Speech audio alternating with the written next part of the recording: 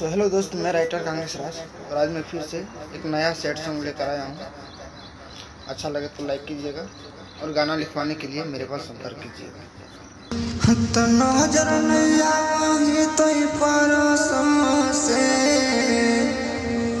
तो नजर नहीं आवाही तो परसों से, तो देखे खातिर तोरा मन तरसोगे, तो देखे खातिर तोरा मन तरसोगे।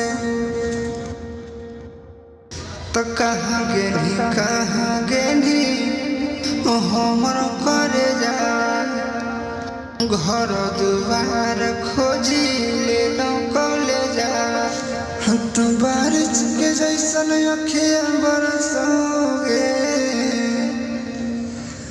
बारिश के जैसन अखिया बरसोगे, तो देखे खातिर तोरा मन तरसोगे, तो देखे खातिर तोरा मन